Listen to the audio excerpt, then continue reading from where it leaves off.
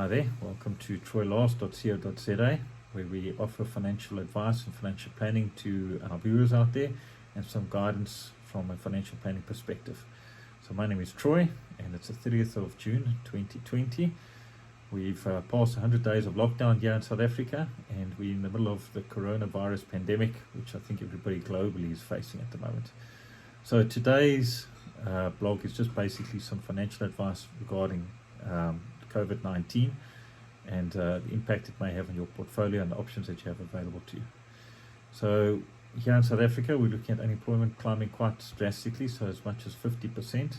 So the chance of you as the viewer having to take a salary cut or not earning what you used to earn, or even not earning anything at all and being retrenched is quite high. So in this difficult time, we also need to look at things like life cover, disability, all those type of things, and they are very important. You can apply for relief from your from the institutions that offer you the particular cover, be it Momentum, be it Glacier, Liberty, whoever it is. All those institutions will offer you relief. Just remember that if you stop paying your premiums or reduce your premiums then it means that the benefit in terms of risk benefits will obviously reduce or stop during that particular period. In terms of stopping your contributions to an RA or any investment product, that can also be made available. Nothing happens to the capital will continue to grow. You don't lose the capital, so that's something you could also do. You could also approach your banks and your creditors are offering facilities whereby they'll give you a bit of a premium holiday or try and help you out through whatever mean. Just remember that it's going to cost you interest, or you're going to extend the term of the credit that you then applying for. So those are things you need to just take into account.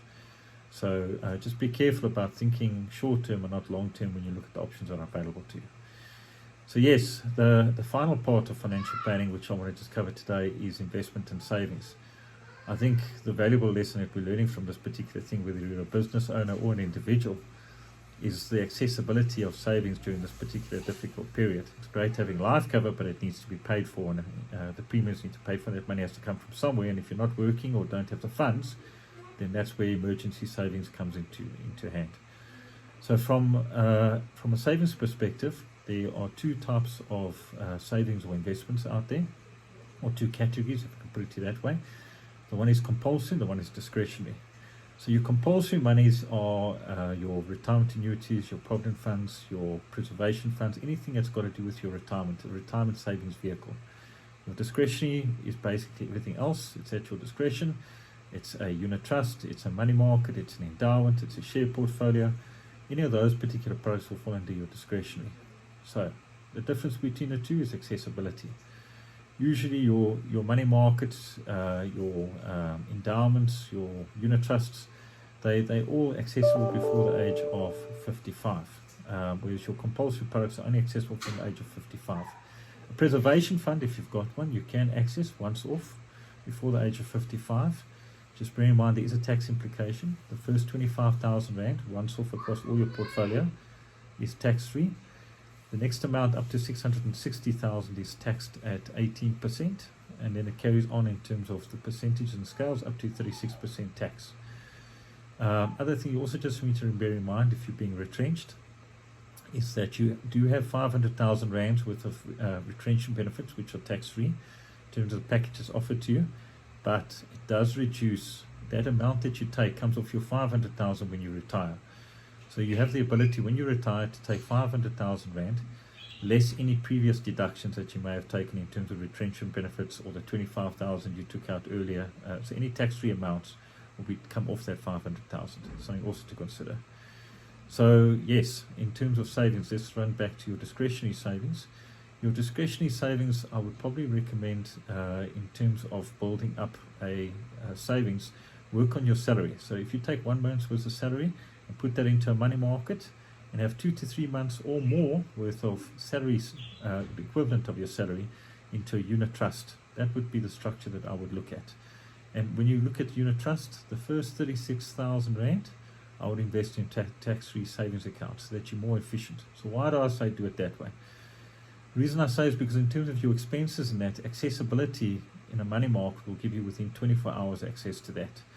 In terms of your unit trust and your tax-free savings unit trust, those products are going to take you a week or more to basically access. but they're the most flexible. You can add to them, you can draw an income from them, you draw lump sums, you can add lump sums to them. It's one of the most flexible products. In endowment, you're going to be limited. You can't increase your premiums more than 20% per year. You're locked in for 5 years.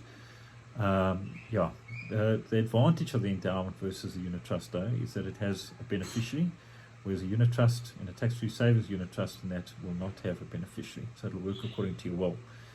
Then in terms of protection from creditors, unit trust does not offer protection from creditors, but something that very few people know. An endowment, if it's older than 3 years, that gives you protection from creditors. And the proceeds from that endowment will also give you protection.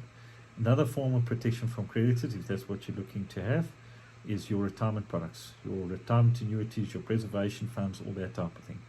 Just remember that once you start drawing on it and change it into annuity or take it out of that particular vehicle and it sits in your bank account, your creditors can actually attach that. So they can't attach it while it's in the fund. So those are the products that are available to you. In terms of using a unit trust, my advice would also be not to invest directly into a unit trust, such as Allan Gray Balance Fund, but to use a LISP, a platform through Momentum, Glacier, Liberty, Stanlib, Old Mutual, whoever you choose to use. And the reason you want to use a LISP is because it's a platform that allows you for multiple fund managers on that particular platform. And you can switch between funds as the markets change. Just remember when switching that if you're looking at switching between funds and you've made a profit, you may trigger capital gains tax unless it's in a tax-free savings account, which is why I suggest using the first 36,000 Rand into that particular product. So guys, those are tips in the few minutes that I've got to cover with you.